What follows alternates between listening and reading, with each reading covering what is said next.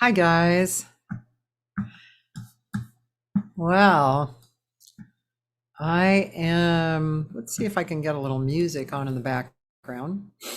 Uh, Possibly even like Cathy Segal-Garcia music. Why not? Uh,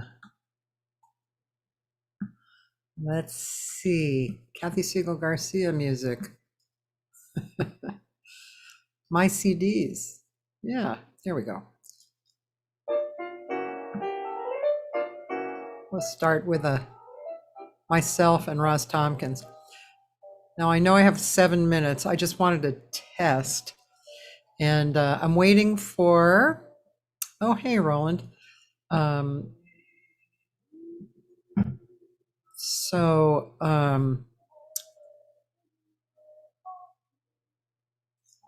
yeah,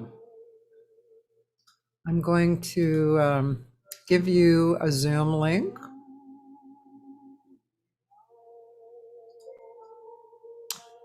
And hope everybody will be nice.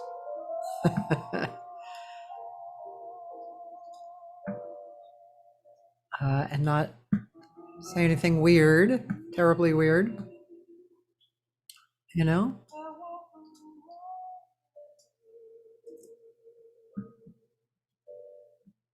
And,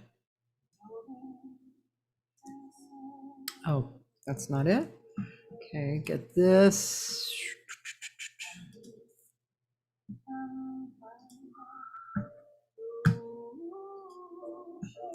All right, let's see if we can do this.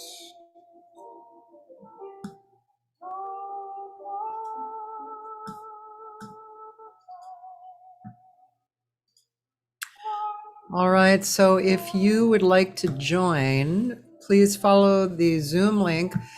You might have to reload your page, Roland, specifically. And we'll see.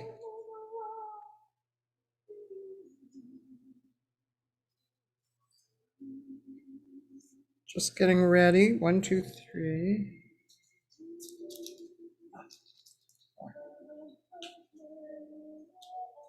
Today's saying on these little stickers that I'm going to be selling as soon as I can kind of figure it out is, you are headed in the right direction.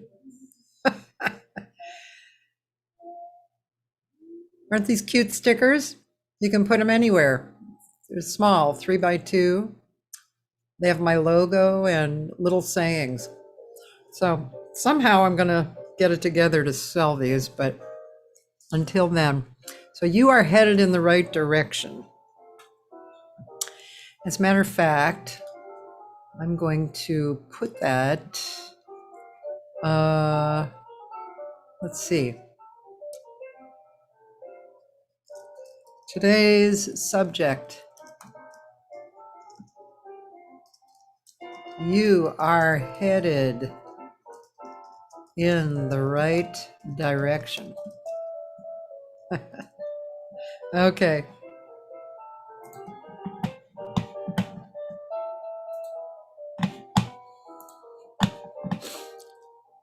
So in about 4 minutes, maybe people will come here.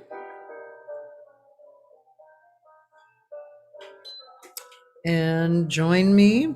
I hope so. Because otherwise, what am I going to talk about?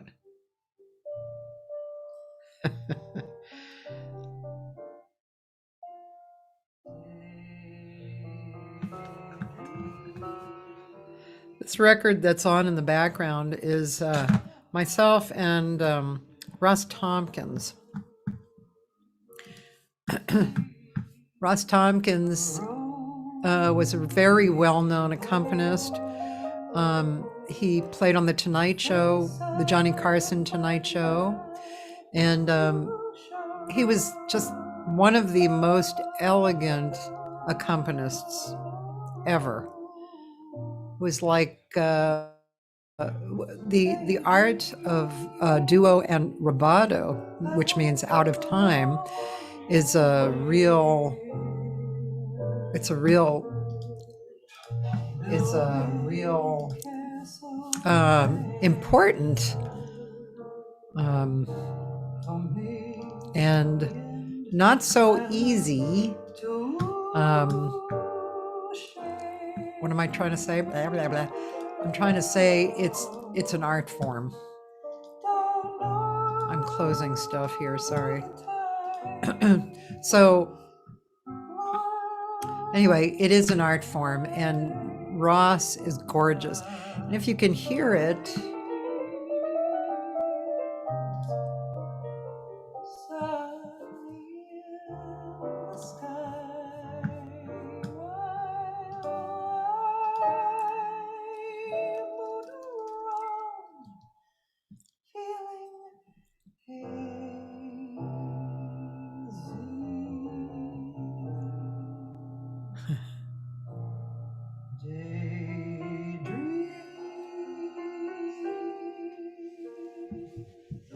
don't break my reverie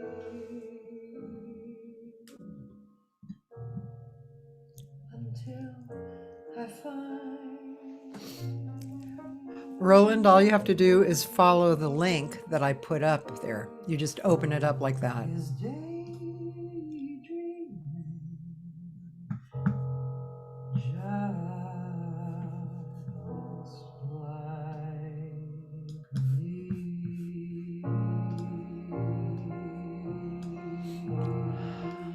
Yep, that's me and Ross Tompkins. What else is here? This is from a record of mine called Bohemian, and this is with a Korean pianist, Cho Yun-sung. Back on the road I go through states of rhythms where stress will fall away. Just living every day's own song. I wake up, step out, look around, and I go.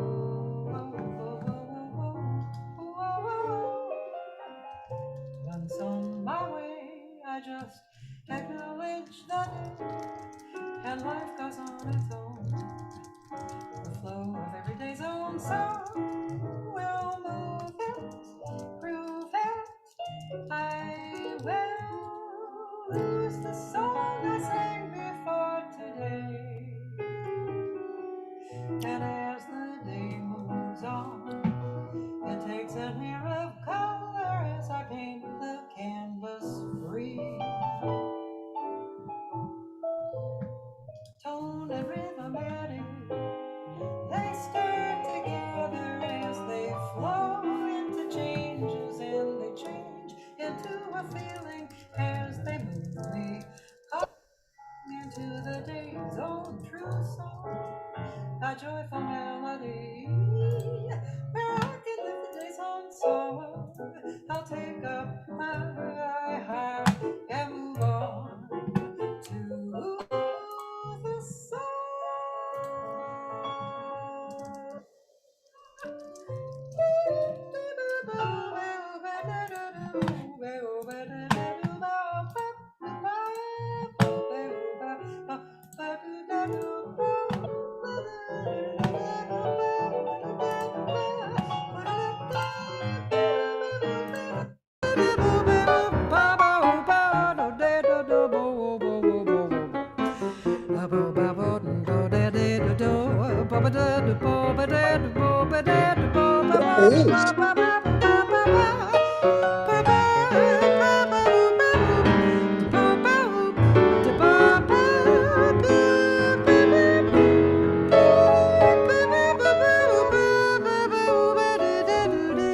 What's the delay?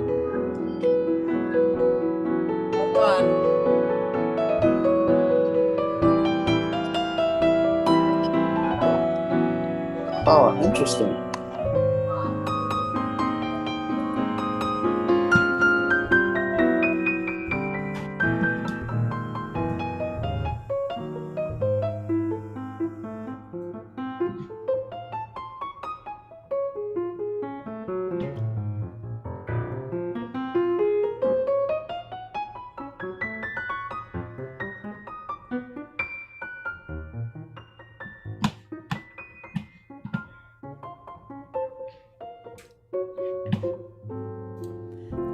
once on my way, I just acknowledge the day, and life goes on its own.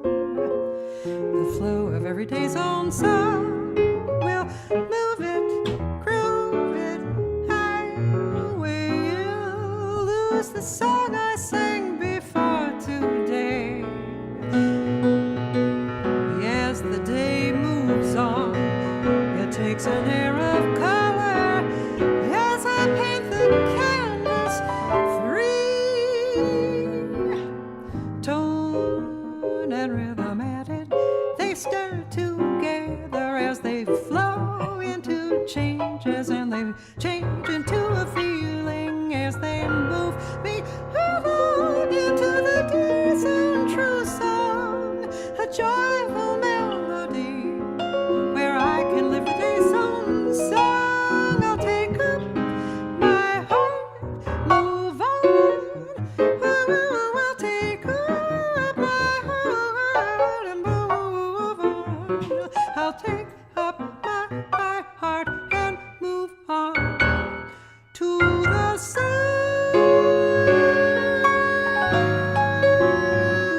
to the sun.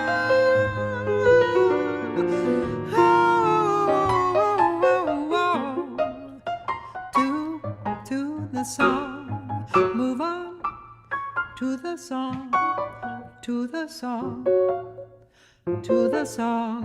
Oh, I'll take on my day, move on, take on my heart, move on to the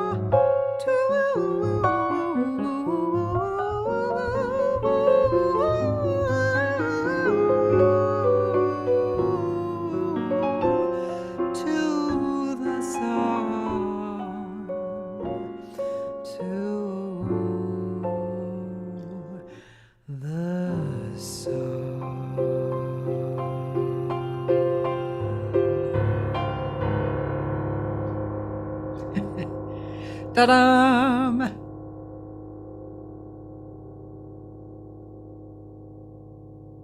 A long ring of the piano. Aha! Cool. Wow, ladies and gentlemen, that was, of course, you guys can all unmute yourself if you want. That was Cathy Segal-Garcia with the great pianist Cho Yun-sung, who's Korean. He lived in LA for a good while and then moved back to Korea, but he's really a brilliant player. Oops, somebody else. Oh, cool. This is going to be fun. I'm looking forward to this. Hi, everybody. Hello. So, Taylor, I just heard you, but then it looks like you're muted again.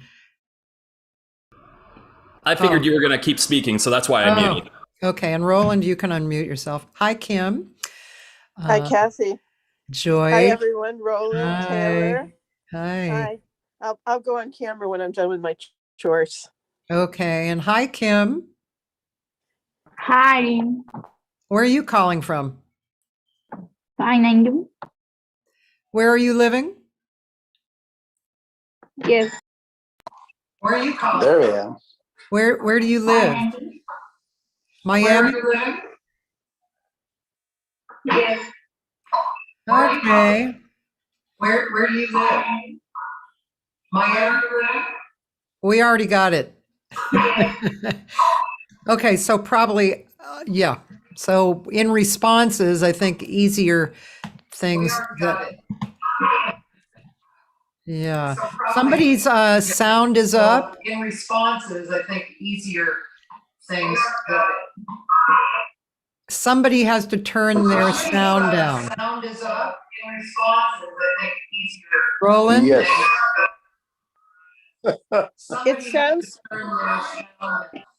It sounds to me like whoever that is has two different things going at No, once. mine is down. Okay, let me say this. It sounds to me like Turn your sound down on your computer. Okay, let me say this. Turn your sound down on your computer.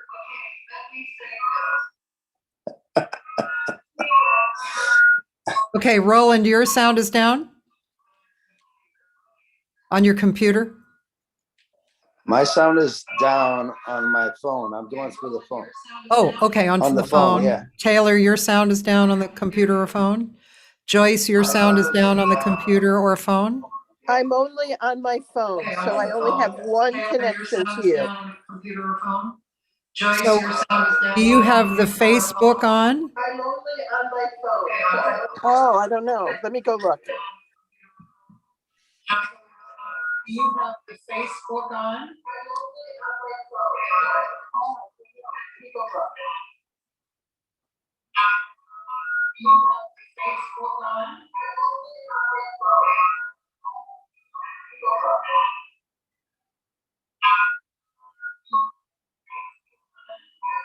Okay, no Facebook. I don't have Facebook, just you. Okay, I'm going to mute each person just to see. Oh, does that sound better? Okay, no Facebook. Okay, this is Roland is muted. So Roland, I believe it's you actually. Your Facebook sound is on. Roland.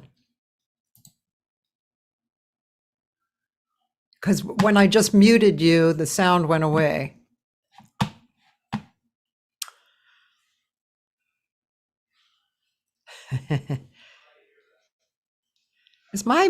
Are you guys muting and unmuting, or is that me unmuting and unmuting you all? I put myself on mute and I'll stay there for a while. Well, you sound fine. But everything sounds fine now. So I'm not sure. Anyway, hello, everybody. Technical difficulties, Yeah, yesterday I just was impossible for me. I had to actually delete all my accounts and bring them back on. It's just sometimes, I don't know why, but it happens. So our kind of subject today in the back of our minds is you are headed in the right direction. Oh, there I am. Our kind of subject today, Roland, back of our minds is, again, it's you. You have Facebook on in the background somewhere, and the volume has to be off on Facebook. You can only have your volume on Zoom.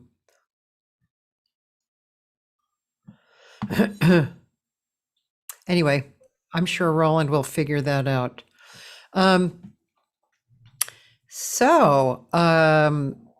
Yeah, you are headed in the right direction. I like that as a subject matter. And yeah, that's our note today. Oh, everybody's leaving now. So Taylor. Yes, Cathy. Taylor is kind of like my hidden interviewer. Oh.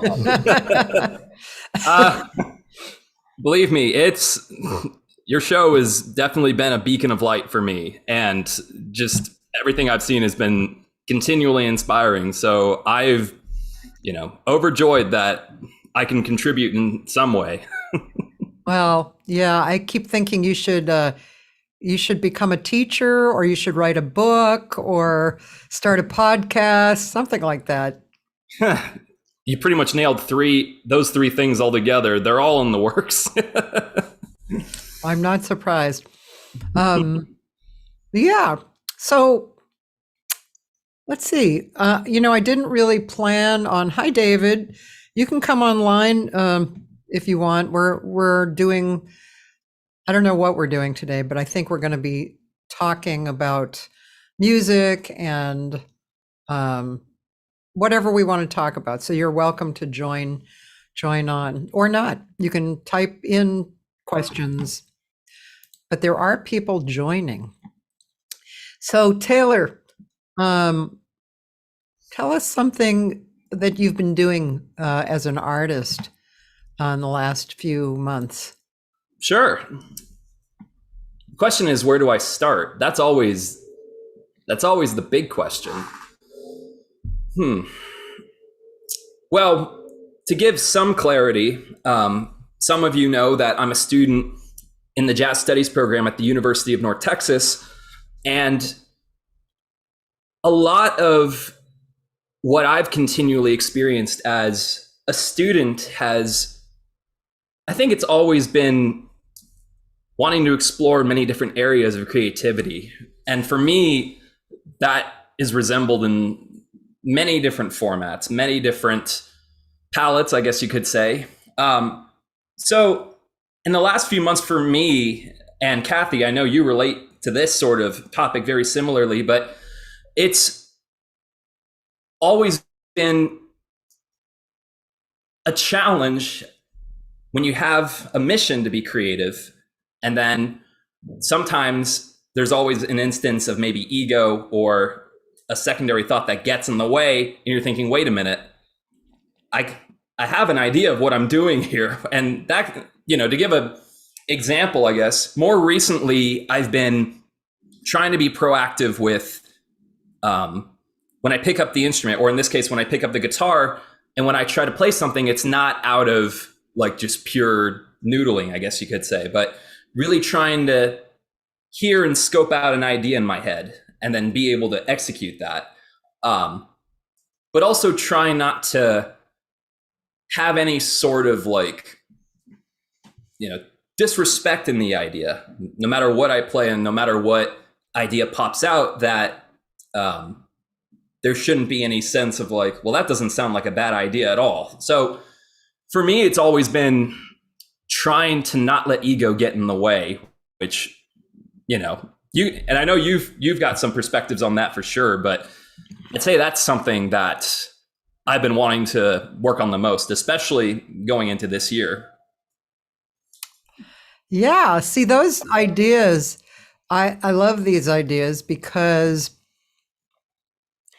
I think more and more, not only myself, but I keep hearing about Oh this yeah, I kind of want to thing. suck some cock. Oh, so there's a weird person on here. Sebastian, I want to we're not suck into that. some.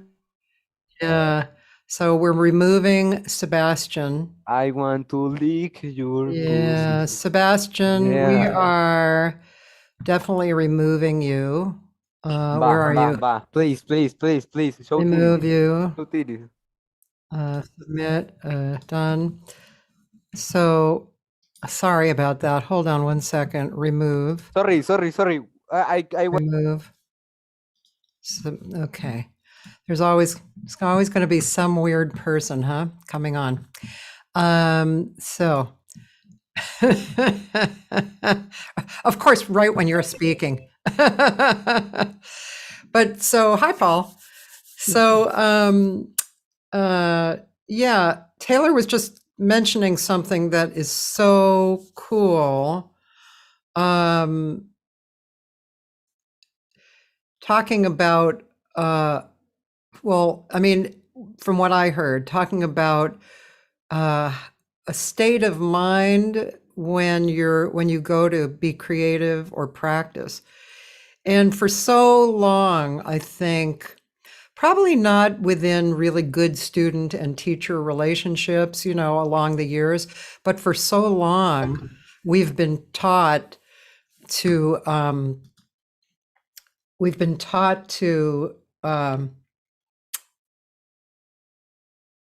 study in such a way that it's important. The things that are important are probably ego driven and also detail driven, and people really have had a difficult time with that over the years. I've heard so many stories about people being so upset and not doing well, and even people who are pretty well known, when they come out in public, they're just a mess. So, I mean, I remember hearing about Barbara Streisand would throw up before every show. She would actually backstage, she would throw up before every show. So I think nowadays we're doing better with thinking of how do we want to practice? How do we want to go about practicing? How do we want to, uh, how do we want to think of our creativity? I would love this actually to be the subject today because it's so cool. And Taylor, you don't know Paul. He's a guitarist also. Hi, Paul. Pleasure to meet you. Pleasure to meet you. Can you hear me? I'm just having trouble here. Oh, good. There you go. Yeah, yeah. So, Paul, I don't know, my rambling was a little disjointed, but I'm sure you have something to say about this too. Did you get what I was saying, even though I was rambling on? I could only read your lips because I didn't hear it. I was trying to adjust. Well, I'll have Taylor repeat it because I think he said it so beautifully. So, Taylor, let's bring that up as a subject, can we? Sure. Yeah. Basically, the whole idea of what I was saying was, in practice, I feel like there's a distinction between wanting to be a creative force, but then without having the sense of ego or, the mind just constantly speaking at you, discussing your own ideas. So, and just to kind of summarize what I was saying just now is, in my practice, I feel like I've kind of, I don't want to say I'm conflicted with the idea. That probably sounds a little violent, but for me at least, it's always been centered around trying to remain true to the creative process, but without letting the voices get in the way. And that happens. I mean, there's scenarios for me where it's happened during a gig. I mean, more often than not, or even just in practice, especially, I'm only a student and yet I have a lifetime to figure it all out. It's, it's always a constant thing where you're trying to figure out why it is that those things kind of interrupt. So in summary, that's what I meant. Yeah. So did you hear that, Paul? Yes, I did. Now I hear echo. That's okay. So it's basically you're trying to get to an objective state while you're in your creative process. Do I hear that right? Yeah. Yeah, precisely. Well, good luck with that. There are moments when, who said this? There are moments when your fingers take over. There are moments when your mind takes over. There are moments when your ears take over. But when it happens, you just go with it. And that someone smarter than I said that, but I seem to recall that. Well, Larry Kuntz, another wonderful guitar player. I'm sure you got Taylor. I'm sure you've heard me say this, but I don't know how. It was a few years ago. Well, it was more than a few years ago, maybe 4 years ago or something. But I asked Larry what he was working on, and he said, I'm working on what I have to work on, but with love. So in other words, he's bringing love into the experience, like I'm loving it. That literally changed my life. I started thinking about that. I started thinking about that, and when I actually practice, I make sure that I have this affinity, this love, no matter what I'm practicing or what I'm singing, even if it's a sad song. And that, for me, and apparently for Larry too, but that addition of that, that focus or that point of view takes me away from my analyzation. And it actually works for vocal technique too. Like if I'm having trouble with vocal technique, if I actually put that thought in my mind, my vocal technique actually comes out better. It's really interesting. So we are talking about, I see Joaquin has joined us. Hello, Joaquin. We're talking about today, we're going to talk about whatever we want, but at this moment we're talking about, I guess you could say, there's so many different ways to say it, but I guess you could say stop analyzing while you're practicing, while you're playing, while you're being creative, and to do it really for the joy. Okay, so this brings up Kenny Werner. You know, Kenny Werner has a new book. Yeah, so Kenny Werner's first book is called Effortless Mastery. And his second book, I can't remember the title, but I'm getting it in the mail soon. And so, I mean, that's his whole message, effortless mastery. So he always I think one of the most famous things in that book is, looks like people are coming from South America. I think one of the most famous things about Kenny Werner's book is, so the piano player goes over to the piano, he plays a note, and the first thing he does is he grimaces. Ew, you know, that's a horrible note. And then so Kenny changed it around to say, no, you play that note and it's the most beautiful note you ever heard. And where else can it go? Right? And that's kind of a similar thing. It's a focus. It's a new perspective that you have to practice, because if you don't practice it, you're going to get on the gig and you're going to use the perspective that you're using in practice, which might be, you know, oh, I have to really work on this, right? So yeah. This is an experiment. I don't know. I keep hearing people joining. I let them in and then they go away. So anyway, I see Miguel and Joaquin are here. Hello. And, you know, if you want to say something specifically, it would be great to have you say anything. I know it's kind of vague. Hello, how are you? Hi, Miguel. How are you? I'm very good. What about you? Good. Do you want to join with video? Of course. Give me only one moment. Okay. So yeah, so Paul, do you work on that aspect of perspective in creating or practicing? Sometimes when I'm rehearsing, I'll just let any idea go. I'll say, I'll create things, whatever comes out happens. And my mind always goes on a tangent of real technical. So I have to really watch all the time.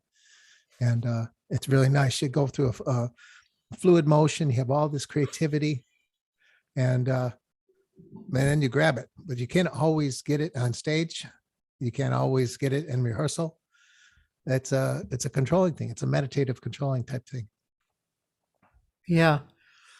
Hi, Miguel. Hi. Miguel, are you an instrumentalist? Sorry? Do you play an instrument? No, I'm not. You're a fan. Yeah. I enjoy when you talk. Then, so for the reason I'm here. Oh, that's great. Where are you from? I'm from Colombia. Colombia. Cool. Great. Wow. Well, welcome to the conversation. You know, if you want to say anything, you could type in the chat. Okay. And then I'll say hi and we can talk about something you would like as well. Okay. Thanks a lot. I'm learning English then. I don't know talk about many things, but I'm gonna try. Okay, cool. All right. Well, thank you. Yeah, so it's an interesting subject. I'm sure there's a lot of people who talk about it. You know, for voice technique, I have this book for voice technique that I use. Actually, I showed this to Stephen Nakamanovich, and oh gosh, so there's another weird thing. I mean, I kind of figured that was going to be happening, but anyway. So this book, Vocal Wisdom by Lamperti, and this is actually put together by a man named William Brown. Hi, Joyce.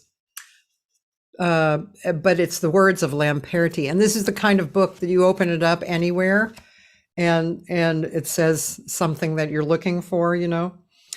But it is technical, but there's also a very I'll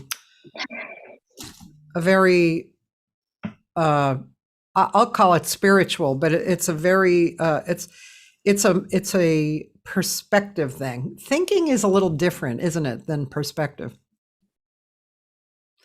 What do you guys think the difference between thinking and perspective is? Joyce, have anything to say about that? Yeah, well, perspective is more reflective, more pondering. Thinking is more like intellectualizing and sort of an active imposition of your ego and your thoughts on whatever it is that the subject is, where perspective is kind of reflecting maybe from a distance on a subject. I'd like to think of it more as intuitive versus intellectual. Yeah. Also, Roland, I hate to say it, but it's still happening. Also, when you're like, I can imagine when you're doing artwork, for instance, right? It's the same kind of thing. If you're thinking, you're kind of blocking. I think thinking is for being a student, you know? I think it's good if you don't think, even if you're a student. I think the idea is to get in the practice of totally trusting your intuition. Yeah. And not thinking and not trying to wonder if you're a student, will the teacher like it better if I do it like this? And instead just be yourself and do your own thing, and with fearlessness.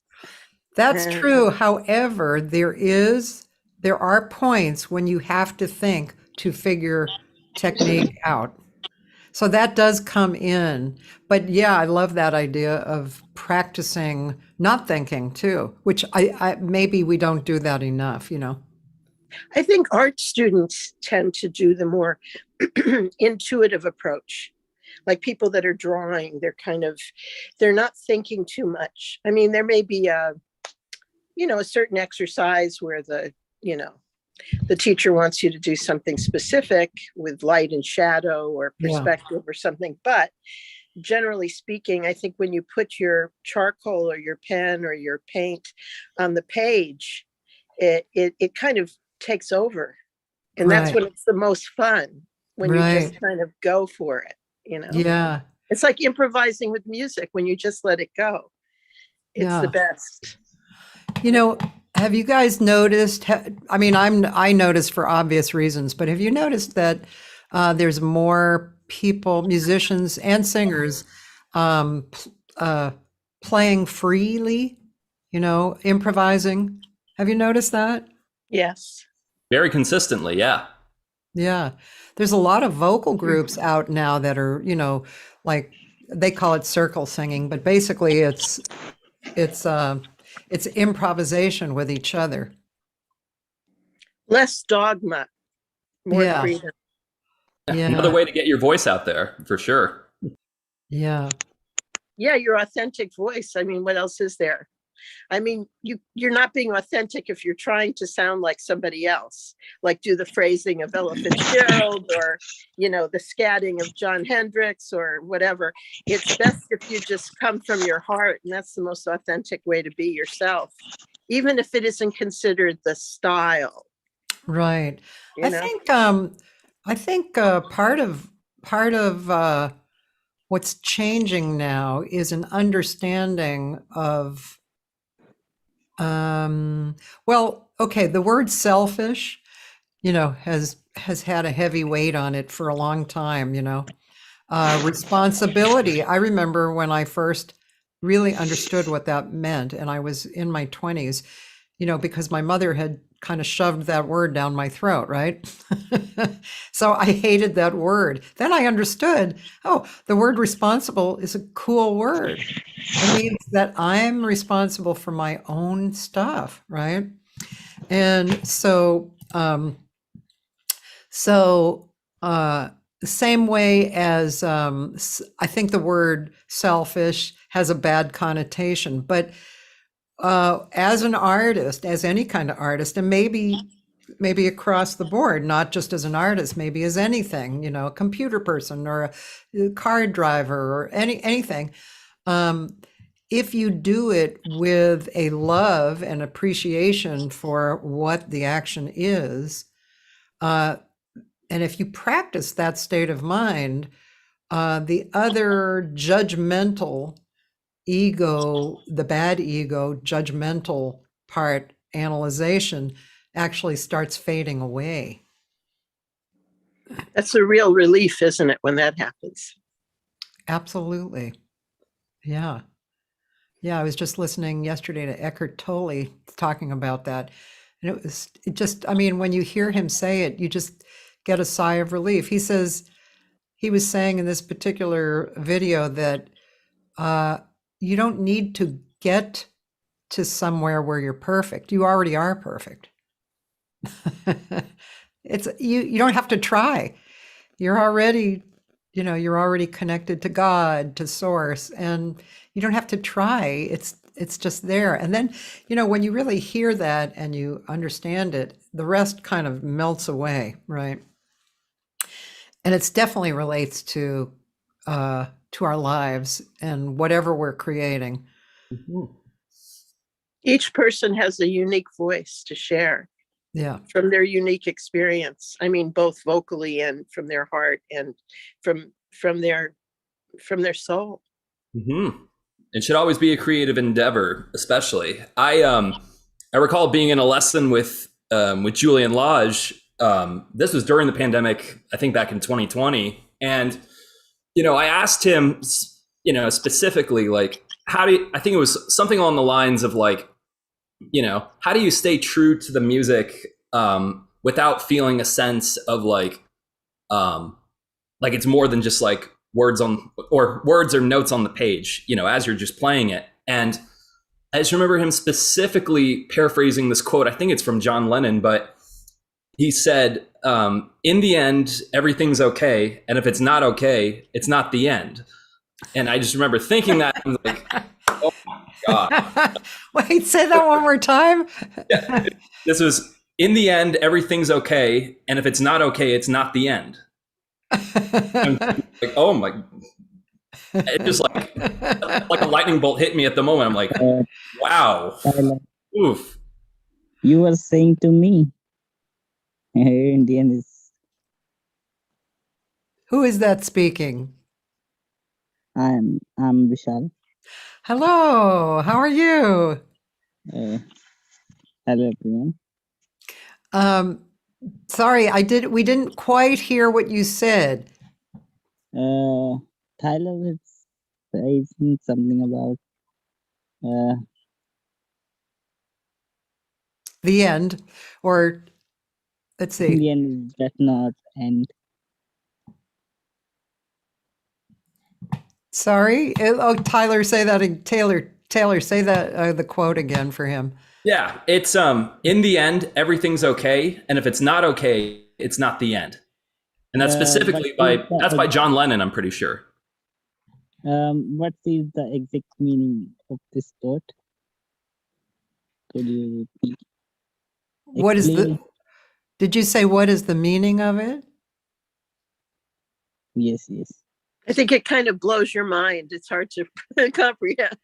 Yeah, well, let's just talk about that for a second, and then maybe you'll understand. So, Taylor, you can expound on that. Yeah, sure. Yeah, I mean, just in the moment, and even more speaking in the sense of, Julian's teaching and how it's impacted on me. I could go on and on about that. Well, wait, but just talk about that one quote, simply. Sure. The idea, at least this is just my interpretation of it, but it's like in the instance of being in the moment, like it's a different case of how you as an individual can drive the creativity or drive the music forward, but it should be, at least I think it's like whatever idea you have to push forward, there shouldn't be any sense of anything stopping you. Like you listen to a great player, however he or she expresses, or, however you express that clarity within the focus of the music, I think, again, it's like when I first heard it, I was like, oh my goodness, like I didn't think of music in that type of fashion or that sort of way, but I feel as if like there's, it's like it's a mission to just be confident in your own ideas and be, I guess, really bring the flow of that sense of creativity forward, like really expressing the idea with the utmost amount of confidence and not just ability, but, and I'm trying to articulate this as best I can. Wait a minute. Can I interrupt you for 1 second? Sure. I have a feeling that Vishal wanted it to be a little more simple than that. So, so you said, in the end, it will all be all right. So, Vishal, that's pretty understandable, right? In the end, you're moving along in whatever you're doing, and in the end, when you finish, it will all be all right. So then, as a second statement, he said, Okay. if it's not all right, it's not what the is end. Okay. So what is the whole classes of is going for which purpose? I'm sorry, your microphone is a little muffled. Could you either move closer or? So I'm just asking to you, Yes. for which purpose you organize this meeting?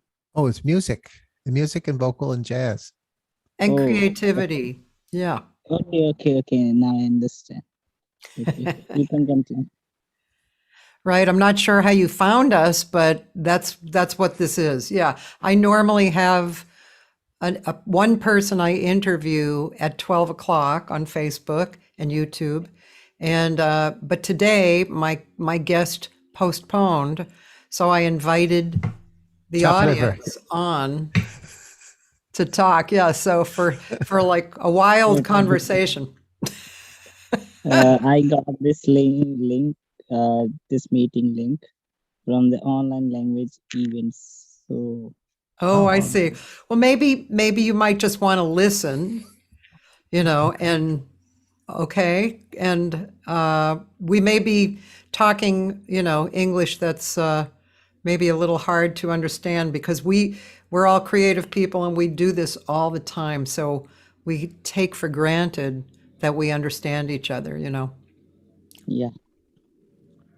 And you can also listen and see it just on Facebook too. You don't have to be in the Zoom if you want. What is the name of your account so I can find out?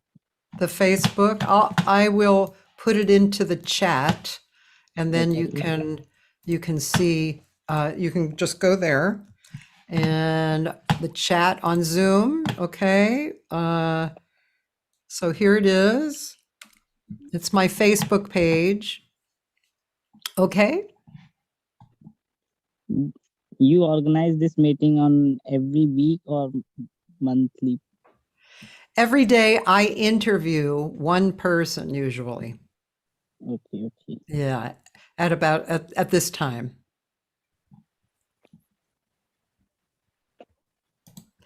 So yeah, it's interesting how people find you, isn't it? So let's see. So Vishal, I'm just going to remove you just so that you can go over to Facebook and it'll be a little easier for you. All right. So yeah. Okay. So I know this is kind of a crazy thing. I probably should have prepared, but you know me, I'm kind of improvisational. But I really I love this. I love it, Cathy. This is really great. I think it's really cool that you're doing this today. I like it. I think it's great to invite the audience to participate, And I know all of you are very creative people. Do you guys have anything you want to bring up as far as, living the creative life and the process of living as an artist? I was actually going to ask you a couple of questions that I had in mind, at least for you, Cathy, and everybody else can chime in on this as well. But Yeah. in your experience, knowing, your sense of creativity and how that's helped, expand the fluidity of how you express your music, what do you think has been the biggest lesson you've had within the last year, especially ongoing the pandemic? Like, was there any epiphany that has occurred in your life where you kind of had to rethink something that you did previously? Like, what did that sort of thing look like for you? I wish I could say that there was one thing, but the truth of the matter is I'm constantly having those moments. But I mean, and they can be very small. They can be like, for instance, a voice technique. So I'm taking from two different teachers right now, but the overall thing that I'm going for, that they both see, is it has to do with this is hard to put into words.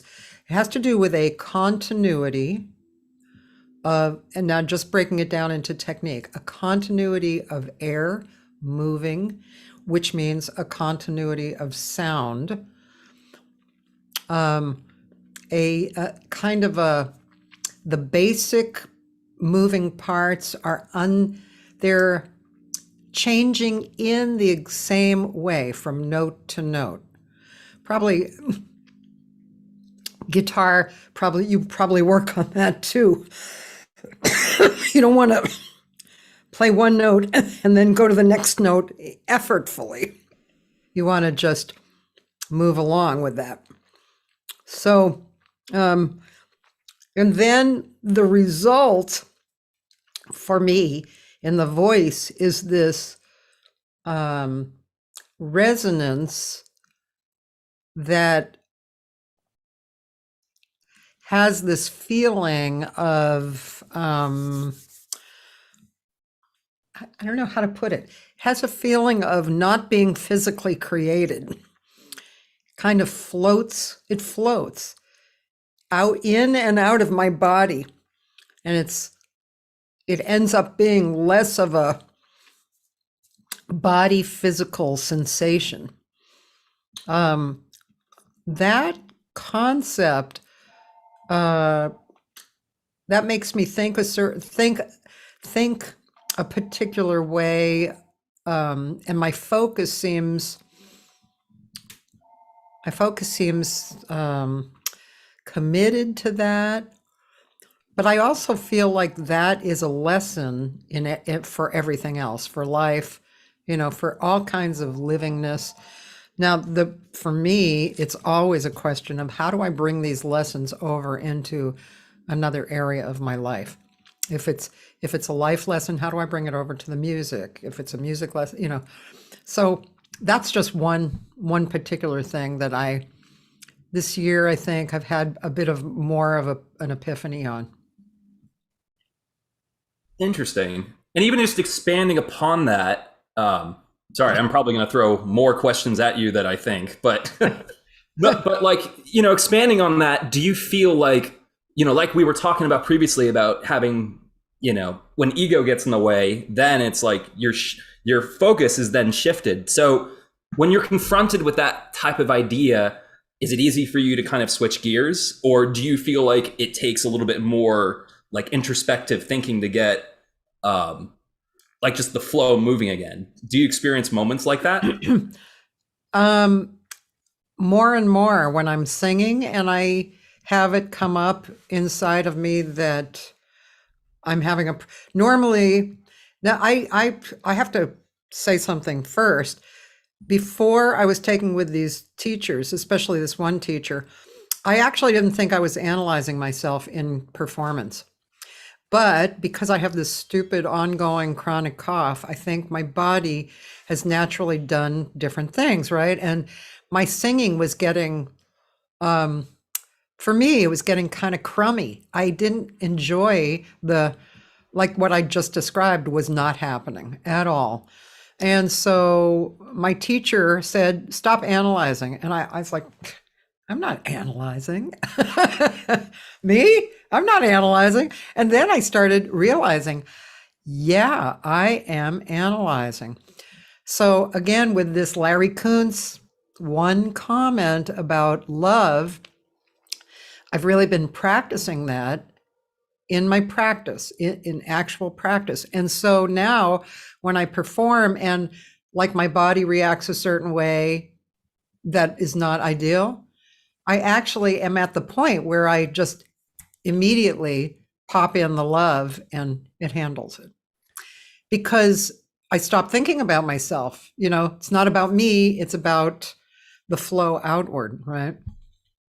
Cathy, do you remember what Barry Zweig said about Larry Coons? There was something funny. I can't remember. He said that Larry is just lucky to hit all those right notes all the time.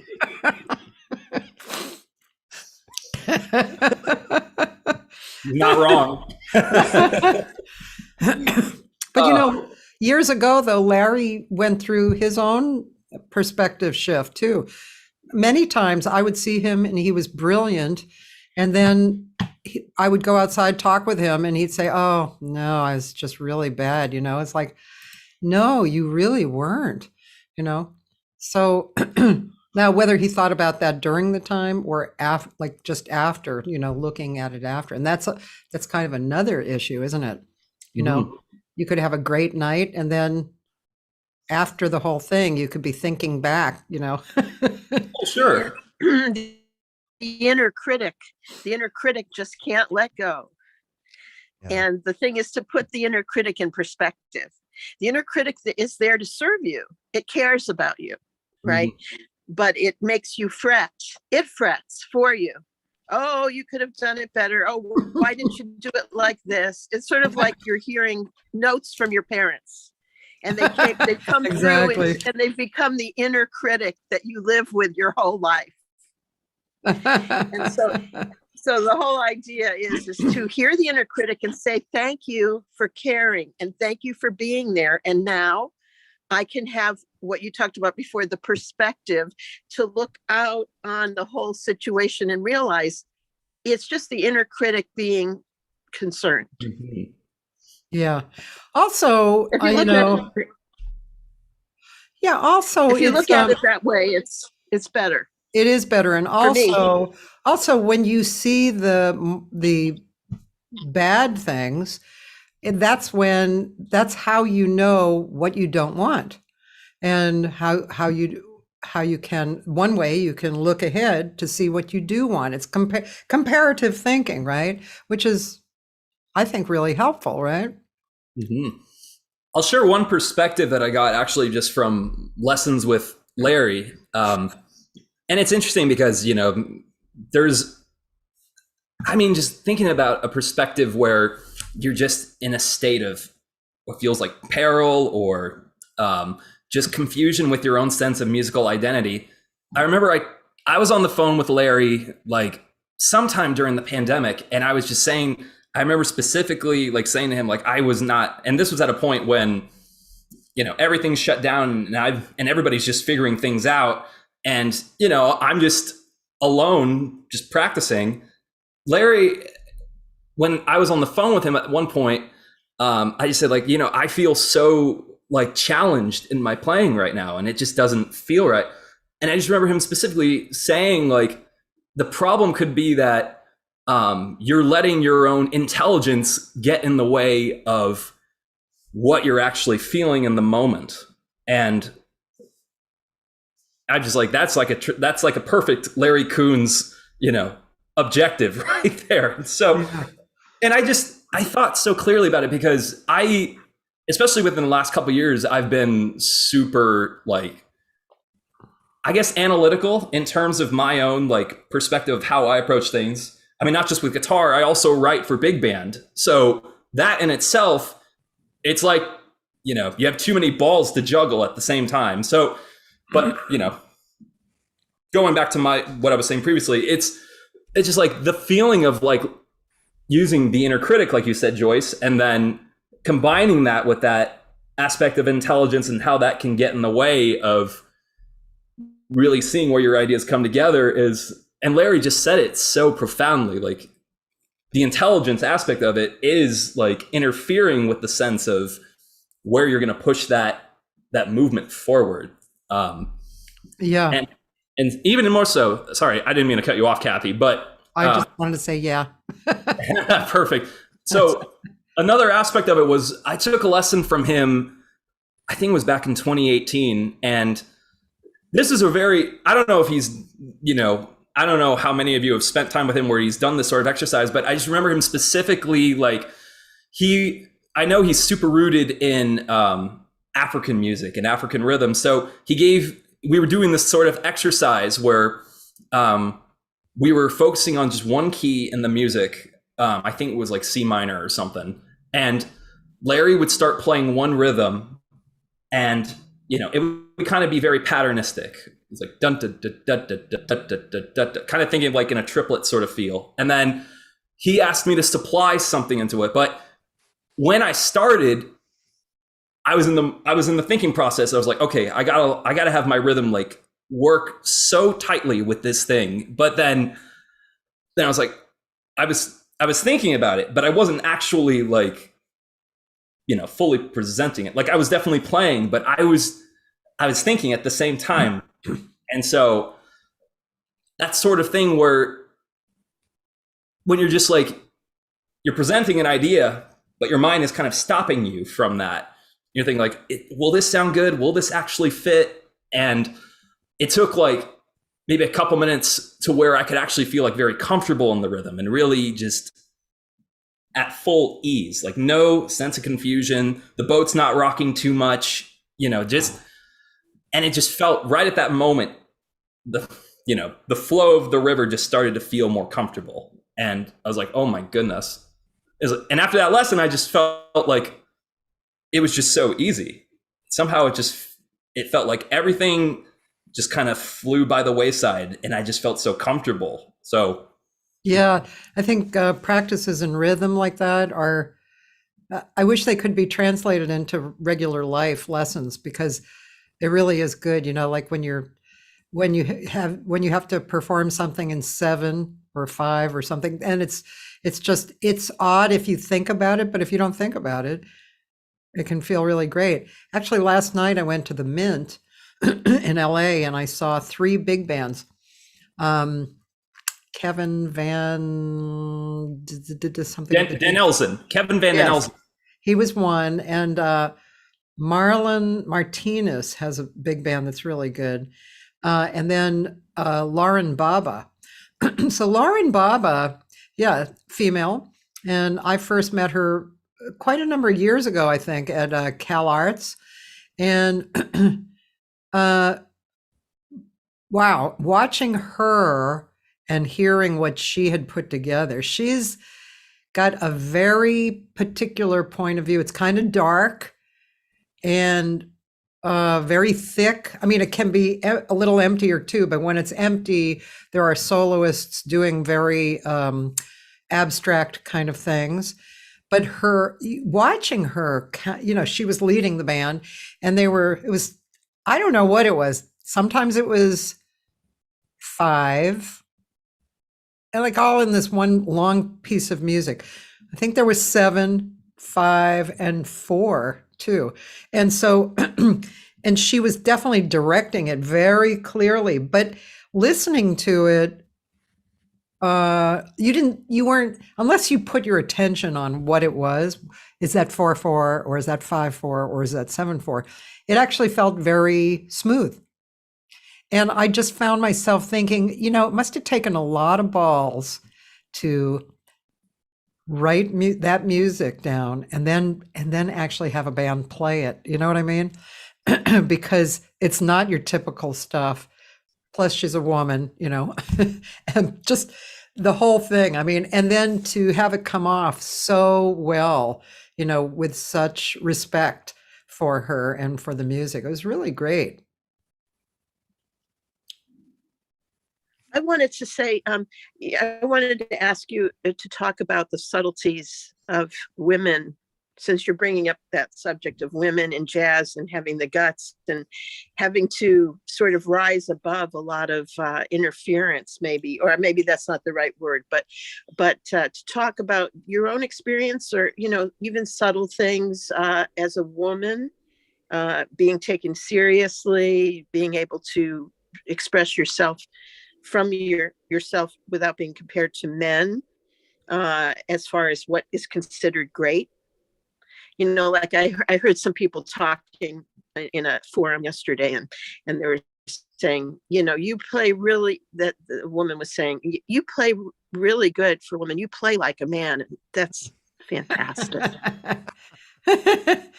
Yeah, it's an interesting subject.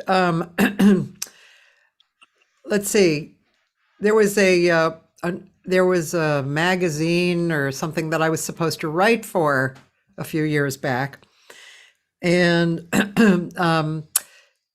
I had the job of basically doing what you're asking, talking about women, bringing it in, and strangely enough, I don't personally feel I've never felt like I have been put out because I was a woman. I've never felt that comparison. So it was hard for me to work with it. I see it. Here's what I see. I think I feel this way with all kind of subjects related to prejudice. There is definitely truth that some, either a woman or a man or a race is definitely has it harder, because there seems to be a large part of the population that's involved that has a more negative perspective. However, I also really feel, and I'm sure you do too, that the individual can rise above it. And like Lauren, she worked her butt off for years. And I was reading in her bio, like very, very impressive stuff, super impressive stuff for anybody. And so she's worked her butt off. She probably didn't care. Maybe there were certain instances where she was having trouble, but she didn't care. She continued going on, and she pushed through, and she got to a point of respect for the work that she does. I can think of various, like there's a drummer, Anna something, that works with Mara Ruiz. Girl is a mofo, man. I don't think of her compared to a guy. I just look at her and I go, damn, she's a great player. There's Allison Miller, great drummer. There was a female trombone player in the bands last night. She was a great player because the three bands were really like high level people. So, but there is the subtlety, like that word I think is an accurate word. And, but I still feel like it's a very personal road, and you really, if you want to rise above whatever the situation is, then it's up to you, and you can do it. So I don't know if that totally answered your question, Joyce. Did it? It's more, it's not so much that the person is really great and therefore, you know what I mean, that it's more like they're really great and there are forces at work that keep them in their place. Mm-hmm. That's actually okay. And you know what I mean by that, right? I mean in like, like you're not gonna get the gig because you're a woman. Mm-hmm. It doesn't matter how good you are, because I don't, like, some guys just feel comfortable playing with guys. They don't want to play with women. And so it's not even like they're purposely doing that. They just know this other guy and they really like him. See, I don't know. I'm playing the devil's advocate. Okay. I know you are. And I mean, as soon as you said that, I thought, well, what about girls feeling like they don't want to play with a guy in the band? I feel like I guess I feel like it doesn't matter. I feel like, come on, just so what? It's because I really feel like each person has their own personal path. I remember reading about a man who had grown up in the projects, real horrible, horrible situation. I wish I remembered his name. He became huge in organizations that pushed through for human rights. Huge. I mean, he came from the dirt bottom. So a lot of people would have said that that wasn't able to happen, but he didn't think that. Or I'm sure he got kicked a lot, but in the end, he just kept doing it. He kept doing what he wanted, right? Yeah. Roland is saying something. Poor Roland, he can't come on. But he said, it's interesting when you present the music on its own. I remember having my friend listen to Emily Remler without showing the album or telling him this is a woman playing the guitar. He was very impressed by this young guitarist. But as soon as I told him that it was a woman playing, his attitude changed. It was more like, wow, that's amazing for a woman. A woman. It happens. It happens. Some people just, once they realize that, there's like, wow. It's like, this woman sounds like Wes Montgomery. Like, And about Wes Montgomery, Ted Green, who's a friend of Emily's, right? He always said that she had the West thing down probably better than most people he's ever heard. Wow. Yeah, she was a great player. Yeah.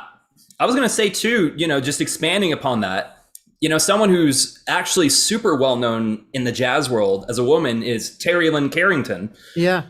She, of course, has played with so many people, but yet she's represented herself not only as being a woman in the art form, but, she's played with so many greats, Ron Carter, Herbie Hancock, to name a few, but she's put herself out there as this, someone who really represents, being an individual in the art form, regardless of gender. And she also is just an excellent artist altogether. So, Yeah, she really is. But thanks for being the devil's advocate. That doesn't happen in the art world, does it? What do you mean by that? Doesn't happen in the art world? The female thing. In painting? Yeah. And I think it does. I went to an art show.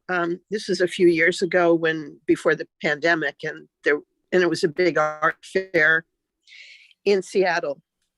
And the interesting thing is that I noticed that many of the long-time male established artists were on display, and only a few female artists were on display. And that there was this kind of establishment thing where there weren't as many women included, and there were usually women who were in academia, who kind of were in academia with these men. And so their stuff got to be in the show. And I'm not saying that happens everywhere. There are lots of wonderful women artists that are featured all around, but I thought that was pretty interesting. This was a big art fair, kind of like the big art fairs in New York and everything, where they have all kinds of, periods of art and mediums of art.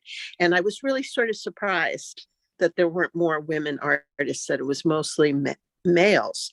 But, so I think it can happen anywhere. I don't think of it as much in art as I do in music. Yeah. In jazz. Yeah. In particular. I'm thinking of a female sax player I know, and she was always extremely edgy in her playing. And I actually did wonder along the years if that was because she was trying to rise to some kind of an energy level that men had, or that she felt that men had. So, I mean, that was a thought that I had. And so I wonder how many other people had that thought, or if that was even true or not, It's hard to know unless you ask a person what drives them, what their love is, what makes them feel the best. Maybe it made her feel really good to play like that. So that may be a misperception Yeah. that it was, that she loved playing free and edgy, Yeah. right? Now I was just Maybe- thinking, Yeah. so yeah, I could go and show this version of Otmaro with the female drummer. But now your attention would be on, oh, it's a female drummer. Kind of checking it out. Which, is that any better? I wouldn't feel that way. I wouldn't feel that way if you showed that. I wouldn't be looking at her and judging her as a woman and how good she was as a woman. I think it's sort of like when music, you just see whoever's playing and just enjoy them for who they are, what they have to offer. Right? Anybody else feel that way? Absolutely. I think even just expanding upon what you said, it's like any art, it's all just, it's collective expression, collective feeling. So that isn't to say that, and I think it's almost like even in the world now, we still are centered around this problem of judgment and why it is that we continually like express opinions based on someone's look or the color of their skin or whatever. But it's like, just art in general, it's almost like we're still constantly trying to figure out the collective meaning of, why are we losing sight of what the main mission of a piece or something beautiful in front of us is? Why is it only different just based on who's done it? It's a constant question that still goes around, I think, at least. And there's additional dimension to that is when you're a leader of a group and you're playing different venues, you have to think about the audience, not to do what they want, but realize what they'd really like. And sometimes you could really arrange a show that lets all the musicians be free and affects a really good show for the people too. Some clubs are different, they don't want much of any change, so you have to play with that. Now we're dealing with the music, and we're also dealing with the club owners, and we're dealing with the clientele. And there's a gradient of different levels of openness in the jazz. And you have to play with that as being the front man or the leader of the group. I want to talk about that more, but I'm gonna show you guys this Otmaro thing. This is one of my favorite compositions of his. As a matter of fact, I've written lyrics to it, and I'm going to record it. It was written for his daughter Maya, and it's called Maya's Song, and then she smiles. And here's the female drummer, who is Anna Barrero. She's so good. Oh my God.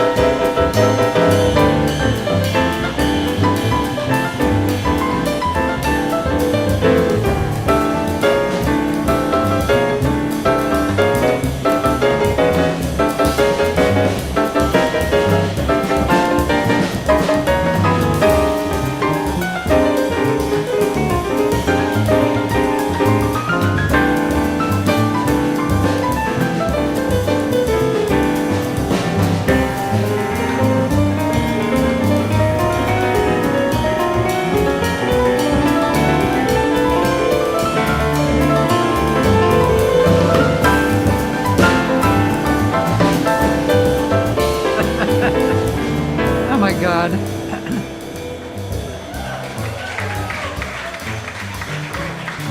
Genius.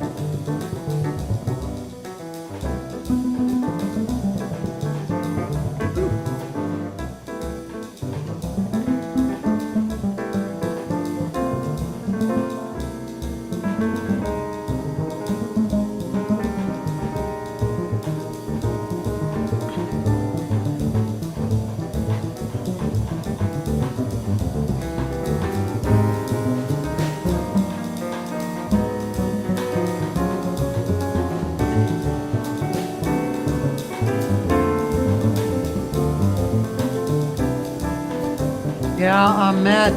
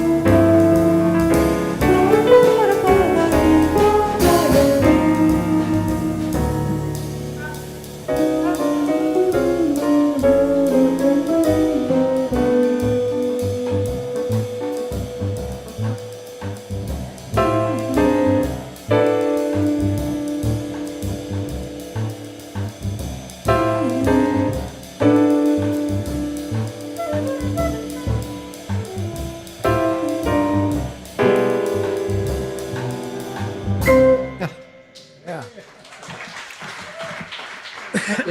I don't know why I'm crazy about that song. Man, just so good. Beautiful. Yeah, it's really beautiful. That's really beautiful. Who was that the Blue Whale? That was at the Blue Whale, yeah. And the drummer, Ana Barrerio. Admara's wife was singing Katina de Luna. Oh. And the bass player is Ahmet Turkmenoglu or Ahmet Sezin. He shortens his name sometimes. Katis Buckingham on flute and sax, and Larry Kuntz. Larry. And you saw Larry smiling. I've seen Larry smiling a lot when he plays with Admaro. Admaro's so good. He's That music is so lyrical. It really, Isn't it beautiful? I'm sorry, I have my headphones in, so I don't want to cut you off. If I'm cutting you off, let me know. Yeah, I just thought it was very lyrical. Yeah, really beautiful. Can you hear me? All right. Yes. Let's see. Hey, we Yeah. have a comment from Andrew Schermerhorn, drummer. He said, oh, Roland was saying, I think most people can't get past the perception of, oh, look, it's a woman drummer, or oh, look, it's a woman sax player, instead of just appreciating the good music. Then Andrew said, um, he winked and he said, speak for yourself, Roland. It's actually a catch-22. If you remark, oh, a female, I don't know what you mean by POC player, then Person you're of labeled, color. oh, person of color. Thank you. I don't even know that shit. Then you're labeled oh, how do you pronounce this word? Misogynistic, whatever. If you don't mention it, then no one wants to acknowledge, recognize, or affirm or empower a woman, person of color. How about everyone just let everyone listen and process as they wish? If they want to consume the artist's work, they will. Well, that's, in the end, Andrew, that's what happens, right? But I think it's fair to have a desire for people to accept in a certain way. I think that's okay, because it's kind of a dream, that we can all do better, Of course, we're all who we are, and we're all kind of aspects of each other. So really, it's like whatever you don't like about someone else, guess what? You don't like it about yourself either. So, we're all in this shit together. You said something, Paul, right before I went over to that. Do you recall what you said? Because I wanted to chat about that. I think it was from the point of view of whoever's leading the group or whoever's running the gig has to deal with all the dynamics that you were talking, everybody here was talking about before, but also the dynamics of the club. If the club is a hardcore jazz club, there's a certain amount of relaxation. You'll be accepted or not. And if you're not accepted, it doesn't have to do with any kind of, maybe it's just a stylistic thing. But Yeah. so how you present it has, there's another dimension to it. That's all I'm saying. Some clubs, you just realize you're going to have to change the dimension to get everybody into that flow and be successful. Sometimes you need to be the one to make the event happen, whether it's happening, if it's happening about you or not. You created the event, and that's a goal that whoever's running the gig should have. I think you're good at that, Paul. You're especially good at that. And from the times I've seen you or sung with you, I think you have this sensibility of observing everything, as you just spoke of. And some people don't have that ability, at all. And how about this as a question? Let's see, let me formulate my question. It has to do with what you want to perform as, like, I'll give you an example. If you wanted to do something very abstract, and where is your level of responsibility? I mean, and it might be the same as what Andrew was saying, just have it, just kind of let it go. But where is your level of responsibility if you really want to, even in an artistic venue, how far can you go? Can you go as far as you want and then just let everybody either like it or not like it? Or should we be creating more with the audience in mind? I think you should know what you can do or what you've done, so that you try to exceed what you've done, but try not to necessarily do what you've never done. It's better with the support of other musicians. Some of them are very successful at being avant-garde and edgy, and some of them are more solid and stable. And you try to create that environment with those musicians, and if it opens for you, you go with it. If it isn't working, maybe bring in the saxophone or something like this. That's in real time. It's Okay. safer. It's safer, definitely. Taylor, what do you think?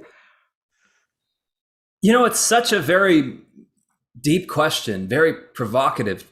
And I guess I can only speak on behalf of being a student and wanting to figure that out on my end. But a person who I think comes to mind, who I think does that super well, and one of my main inspirations as a composer and arranger is Maria Schneider. Yeah, And so she, to me, regardless of her gender or, you know, whatever her experience is whatever experience she's had, you know, I think she's someone who has propelled this mission of wanting to be just authentic as an artist. And I don't think she really puts any limit on herself in any sort of way, whether or not it's from a compositional standpoint or whether it's just for the fact that it's for music and music alone. But in reflection, to do something like that on my end requires, I think, just the feeling of contentment with the satisfaction of the product that you're producing and just wanting to feel the sense of loft just going in the right direction. And that's all interpersonal to the creative or the individual. So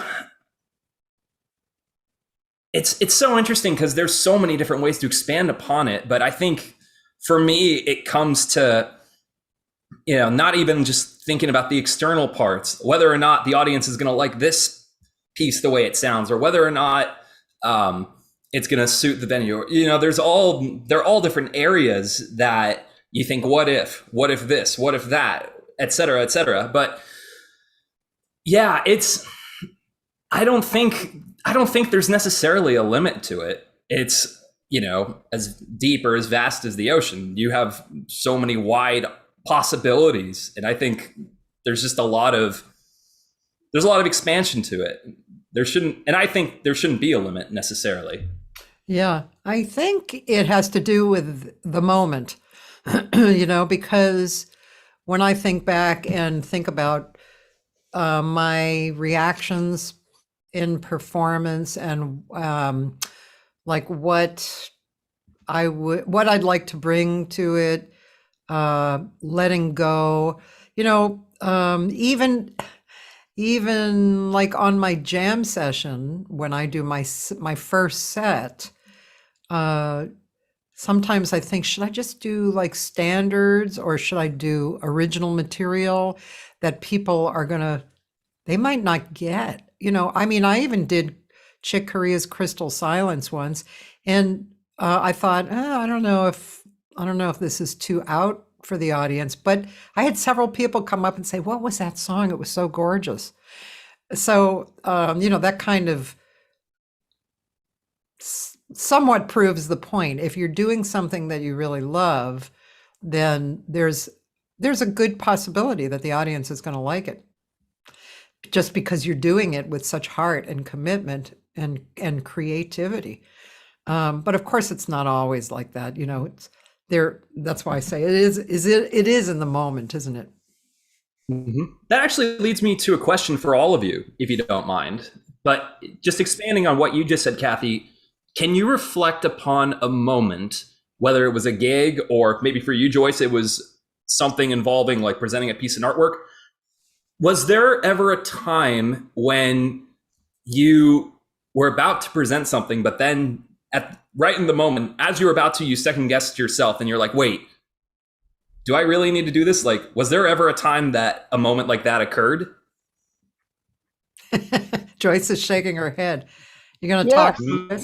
Yes, I hope you can hear me through my mask. I'm in a van taking me to an appointment, so I have my mask on. So anyway, I would say when you're not quite sure of yourself, or say you haven't flexed your performance muscles in a while, or your sort of public spotlight on you muscles in a while, that it can be daunting. You feel self-doubt.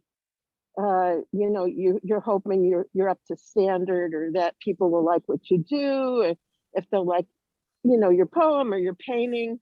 But then I find that as long as I continue to work on an intuitive level, that's all I can do. There is no better than from that. So whatever that is, if they like it, they like it. And if they don't, there's nothing I can do about it. It's just who I am. Just do the best I can as who I am, and not and just try to be fearless and move forward and try not to worry about what other people are thinking about me. How about But you, Cathy? there could be anxiety, of course, the anxiety of presenting yourself. It's sort of like going out under a spotlight in your pajamas, having just woken up from sleeping, and suddenly someone's putting you out on the stage, and there's like 1,000 people looking at you and you weren't ready or something. But that doesn't mean what you're doing isn't good. It just means that you have to come to terms with the circumstances. Thank you. Wait, now Taylor, can you actually repeat the question? Because I want to be sure I'm answering the right part of it. Yeah, the question is, was there ever a moment when you were about to present something, whether it's in your case, Cathy, maybe you were about to sing a standard, or maybe a new original, or, just something. You were about to say something, but then right in the moment, maybe this is on a gig, you stop and you think like, should I do this? Is this worth it? Like, was there ever a moment that sort of thing happened to you in the moment? So you're saying that I might think about, should I actually perform the song or talk about it? Yes. Perform it like it's a last minute thought. I don't know that I have. I mean, I don't recall doing that. Feels like that would have happened along the way, in different circumstances. But I don't remember actually doing it. Paul, do you remember doing something like that? You mean like playing a dinner club and opening with a Love Supreme? And then thinking, maybe I shouldn't open with a Maybe Love that was a Supreme. mistake. But this brings something to mind. Charlie O's many years ago, I think it was Azar Lawrence, and it was a holiday, this Thanksgiving, and he knew none of the members of the band. You could tell, I could hear him whispering. He knew the keyboard player, I think, by name. And I heard him whispering, can these guys play this? Can they do this? Can they do this? And he was about to start his set, not knowing who he's playing with. So he started a standard, left the stage, and just sat and listened. and he knew exactly. He came up and just did a killer set because he just knew that if there was any limits or if there's any place to open, he knew where that was. And that's a lesson to learn vicariously. So when my band sucks, I walk out and say, hey, it's their fault. No, I don't. Right. You're supposed to do that, right? I think that's what I learned. You must have taken lessons from Buddy Rich or something. Yeah. This didn't exactly happen that way, but this was in a different kind of a thing. I went to, where did I go to? Gosh, I can't remember the name of the part of the world where it is. It's right above Greece. Macedonia. Yeah, somewhere in there. I went there for a that's what I gig. was going to say. And Yugoslavia? Yugoslavia, thank you. Yeah, that was so hard to think of. So I was in Yugoslavia. I got to the gig. That was an unbelievable experience. I went there during the war, when the war started, and I was in a high-class restaurant, a hotel restaurant, and I got there and my suitcase did not come with me. So I had to borrow the singer's dress from before, and she was about 300 pounds. So I had this dress on that I had tied around the waist or something. And then I went in to meet the band because, of course, I arrived almost last minute. It was like the day before, right? So no time for rehearsal or anything. Go into the back, to say hi to the band. And they look at me like, who are you? And I said, well, I'm Cathy Segal-Garcia. I'm the jazz singer. And they said, you're not Black. And I said, That's right. I'm not black. So, okay, so they have an attitude already, you know, because I'm supposed to be black to be a jazz singer or whatever they were thinking. So I, you know, told them the songs I wanted to do, and Cheek to Cheek was the first one. So we went out, I don't know, Paul, if you remember, but I do Cheek to Cheek up tempo. And so we're on the stand, and I turn around and I count it off, cheek to cheek, F, 1, 2, 1, 2, 3, 4. And everybody's like, oh, you know, she's doing, they just thought I don't know what they thought. And from that moment on, I was okay in their book, and it worked. But what you were saying, Taylor, could have happened in that situation. You know, I could have second guessed myself, or I don't know, a lot of different things could have happened. But of course, you know, I'm the tough Jewish girl from Boston. So, hey, don't mess with me, man. So Taylor, did that ever happen with you? You know, that's funny because I always feel like I've had like a list of gigs somewhere down the line where something I think didn't happen. But the one that comes to mind, I don't know if this really pertains to it wasn't really jazz, but you know, this happened during a time when I was in community college, you know, in my hometown. And there were moments where I would connect with a buddy of mine from, at the time he was going to Cal State Fullerton for classical saxophone.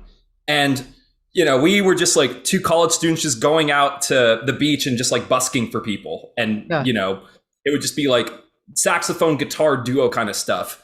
And there was a woman one time, she might have been intoxicated, I don't know, but she walked up to us and she requested us. She said, like, hey, can you guys play La Bamba? And, you know, we're just playing like, you know, cover songs and a few jazz standards and all that. And she asked, like, can you guys play La Bamba? And my buddy, we look at each other and we're just like, and just like in the moment. So he's like, come here. And then we start figuring out. And, like, you know, I play the chords and then he starts, because it's La Bamba in C major. It's like, it has such an easy melody. And then, you know, it takes us like maybe, I don't know, like less than 2-3 minutes. No, maybe 5 minutes at most. And this woman's like getting impatient with us. And she just yells like, that doesn't sound like La Bamba. we're just like in panic, like trying to figure out. And finally, we ended up like, you know, coming up with whatever it sounded like. And we were just like unsure in the moment because I knew the chords, but my friend didn't know the melody. So we end up playing it. And it gets even weirder towards the end because like right at the very end, I strike the last chord at the very end, and all of a sudden I break a guitar string, like just right in the. Lesson learned in the experiences like that. Be ready for anything. You know, one time this was the worst job I ever did. So I was the token American singer in a Russian band. This was here in LA. I don't know how many years ago it was, 25 years ago, something like that. So for New Year's Eve, somehow this band got hired for 500 Jewish Latinos for New Year's Eve. The only thing that they had in common was the Jewish music. When we played a Latin tune, literally someone came up and said, could we hear something Latin? Oh, And I just wanted to be home in bed so badly. And it was like the worst, you know, the worst gig of my life. So that was a bad experience. Hey, At least you didn't have to play La Bamba. Well, that's true. Okay, so I got my questions out, and actually some of them have been are actually Taylor's questions for my guests because I liked them so much. Guilty as charged. I mean, I know there's only two of us here. You know, for anyone listening, you can write, if you're not joining us in the Zoom, you can write, excuse me, you can write down your answers and we'll talk about them. What has been your greatest setback? I thought that was the greatest question. And a lot of times you ask people that and they don't remember I don't remember. because they've moved on. Right. Even in itself, that's, and it's funny because, when I ask that question to certain artists, they're oftentimes like, they go blank. Yeah. Because I think it's probably at that point, it's like those artists or that musician or whoever has probably come to a state of maturity or just a full sense of contentment. And maybe it's like the question doesn't even like come across. And it's funny because it's almost like if anybody asked me the question, then I would probably say like, well, I can remember this event, but then it would just be like, it would be too much. And I'd be like, well, I can't just focus on just like X amount of events, because in some way, whether or not it's a good gig or whether it's a bad gig or something out of the ordinary happens, it's like those setbacks, they should be like in any sort of way a contribution to your efforts as you progress. That's how I think. I wonder, I guess there would be musical ones, but it's funny when you ask that question, I always think of personal things, and but I'm sure there must be musical ones too. Like, one time I remember, or maybe in college, I hadn't really taken vocal lessons yet, so I got nodes. That might have been a setback, but more like when I think of my greatest setback, it was definitely, personal things that kind of crumbled me, There could be, you could reverse that question to the what happens the greatest gain, or when things started really gaining for you. And for me, that was pretty much being responsible, just like you said earlier about responsibility, responsible for your own band. So even I was the side player, it was my project. So I like accompanying people. And when it's my project and I get all the factors going and I try it, and if it doesn't work well, I don't feel bad about it. I mean, it's my project. When I'm working on someone else's project and I'm trying real hard and things don't go well, I really don't like it. I feel, even if the band does well, it's just, I'm not satisfied with this. But when it's my project, and most of my projects have to do with being a supportive of a soloist or something like this, it's still my project. So right or wrong, I get to take that step. Okay, I'm going to do this now, or we do this, we're going to play this club. And it's a much more positive step. So that sounds like more, it's kind of like a question that I answered a long time ago in the beginning of this, but it's I wouldn't say constant setbacks, but they're things that happen that make you think and consider and maybe change your operating basis, right? A little bit like that. Hi, Sandy. Sandy Cummings is a singer in Santa Barbara. She lives not too far from my hometown. Yeah? Which is? Where you live? Yeah. San Luis Obispo. Oh, But yeah, I'm in Denton, Texas right now for school. So that's I was just in San Luis a couple of weeks ago at a friend's gig. So Did you hear what we were talking about, Sandy? You're muted. that, my dear, is out of respect. Yeah, I heard the part about what is your greatest setback, and I heard their responses. It's interesting. Yeah, I'm sorry I missed the front end of the show. Darn it. that's okay. This was an experiment. So I invited people on, and some people came on, some people dropped off, some people, it was, and it settled into this group of 4 people. Yeah. But Taylor, what about you? Have you had a musical setback that changed your actions, or was it more personal? It's a good question. Well, it's no wonder I ask it. No, I'm just kidding. It's different, I guess, for me because, you know, I always feel like I'm constantly kind of expanding from one area to the next of, you know, how I perceive music or how I perceive, you know, different areas of life. But I mean, as far as a setback that I've had, I mean, almost always for me, it comes back to,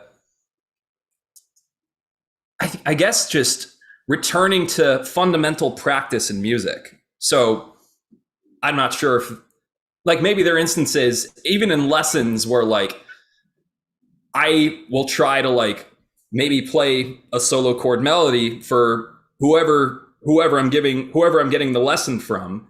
And I used to have this mindset where it's like, if I have something prepared perfectly to the point, then it's just like, well, you know, you'll expect the compliment after the teacher will give you the compliment, and then you'll feel the sense of like dopamine release being like, oh, it's good. But I just remember there were moments in my life, whether it's because I've studied with so many people over the years, but I particularly remember like taking a lesson with Mimi Fox, the great female Bay Area jazz guitarist.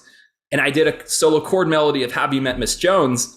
And parts of it were like kind of nitpicked from like Joe Pass's rendition, because that was like my favorite chord melody version at the time. And she then took the tune and then practically just played a version that sounded so much like Mimi. Like, if you've listened to her music long enough, it's just like, oh my goodness, like that sounds like Mimi Fox. And so she kind of gave me this sort of thing to realize where it's like, you can kind of just tell that she knows what you're stealing from and how you're kind of incorporating those things in your playing. And then that gives you the idea like, wow, maybe the best way I can put it without jumbling my words was feeling like, wow, what happened to that authenticity thing? Like, where did that thing go? So, and from For there, yourself? I think, Are you talking about for yourself? yeah, for myself, yes. Okay. Yeah. So like, it was like, where did Taylor Hatch's ideas go? Like, because all she's hearing partly Joe Pass, but not enough Taylor, if that makes sense. Yeah, yeah. So did you consider that a setback or a learning experience, or? I guess in a way that became a setback.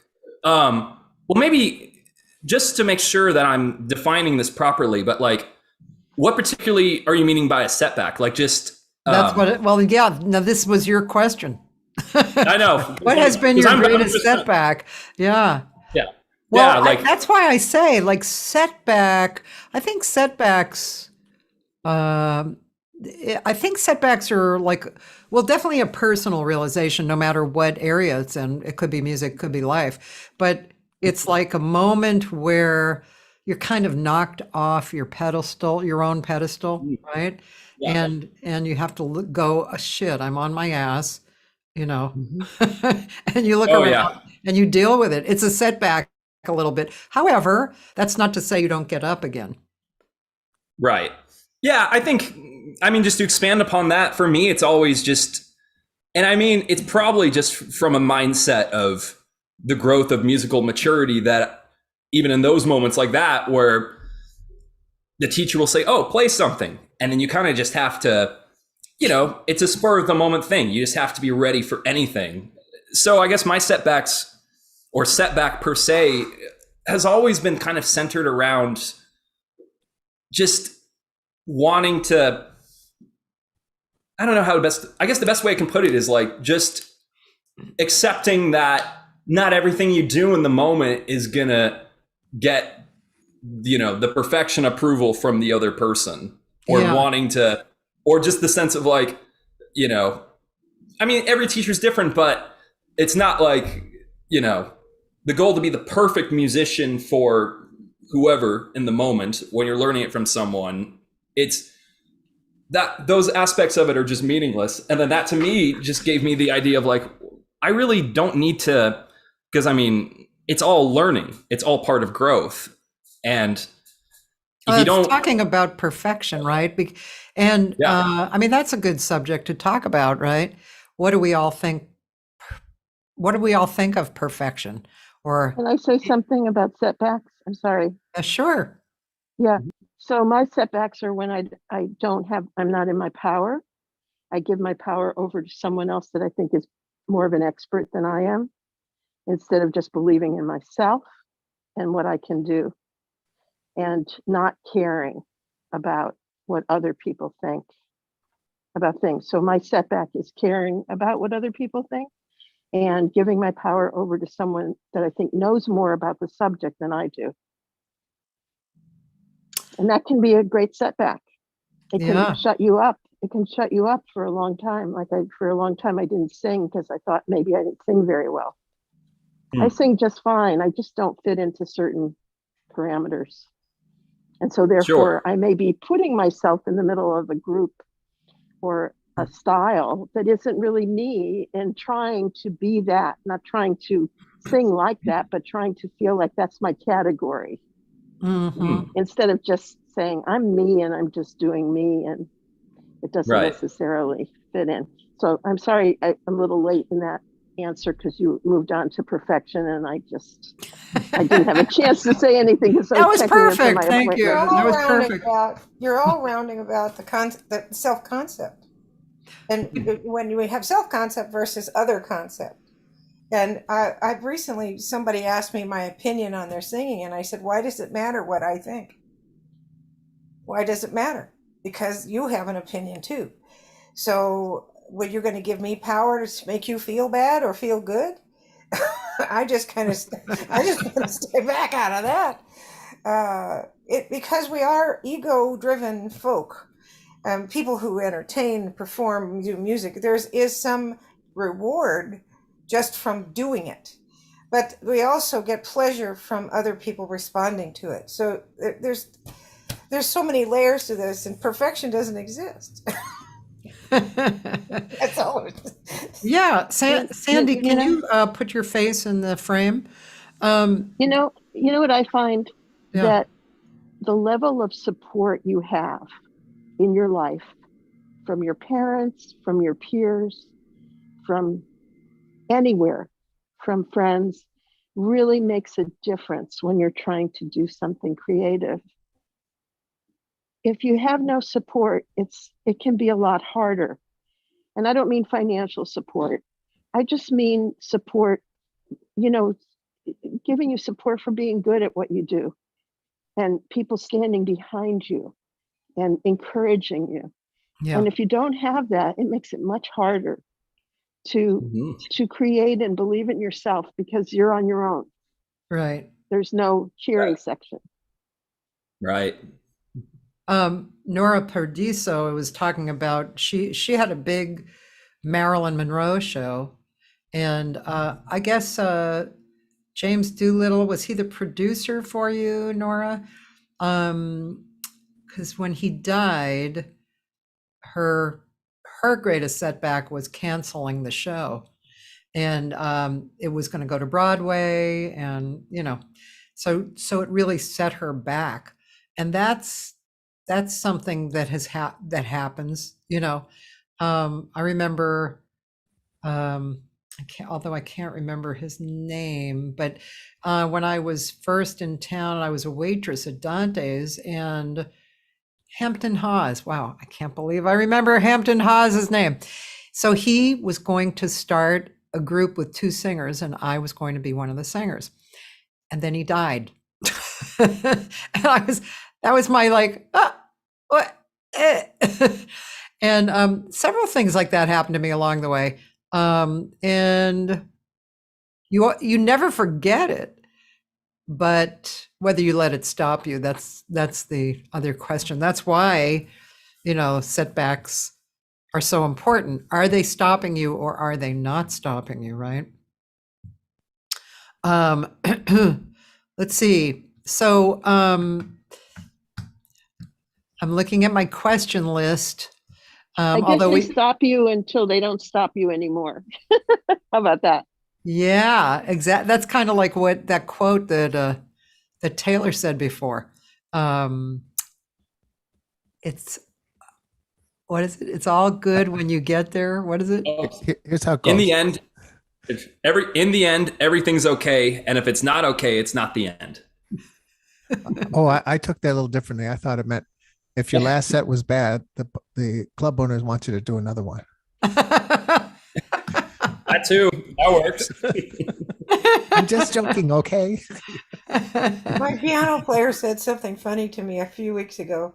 I was going through a kind of a lull in confidence. And I said, you know, Woody, I understand that I'm not the best singer out there, but I'm still doing it. And he said, Sandy, there was, I think it was Sarah Vaughan that said, you have to last to be good, and you have to be good to last. Wait, you have to Made my last whole day. to be good, and you have. But say that one more time. Let me think You of have to last to be good, and you have to be good to last. it. Okay. It's okay. We have 2 quotes today that we can go away with. Well, you know, I want to thank you guys for bearing with me and coming on. And this turned out to, see, this was one of those, it was a lesson in life. Comes on, it's all kind of, and then it kind of settles into this really nice, beautiful groove, right? We had a really nice time. So thank you for coming on, all you guys. Thank you. Thank you so much. Kathy. Sandy, I'm sorry you came late because it would have been fun to have you in this conversation as well. Oh, well, I appreciated being here. It's nice to see all you folks. And I'm you. sorry I missed it. I was very tardy today. Well, I Thank just you. want to say, Thanks for doing this. oh yeah, This is really fun. Thank you. it is More fun. More importantly, Kathy, for all the shows that you've been doing the last few years, thank you so much for putting all these together and Yes. influencing us and giving us just this creative space to learn from the people you bring on the show. You are just such a radiant light in this world, and Oh, we're thank thankful you. for you. Thanks so much. Thank I you, have to Kathy. say, I don't know if I will ever feel like stopping. It's so much fun to meet people all Don't across stop. the planet and talk Don't about stop. this stuff. It's fun. And tomorrow is the 387th day. Wow. And we're going to have, I don't know if you guys know him, from San Francisco, a singer named Nicholas Beard.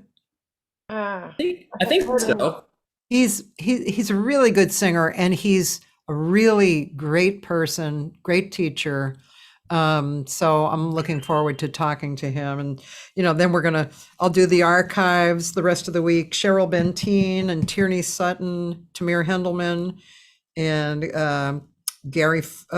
Catherine Bostic, a movie scorer.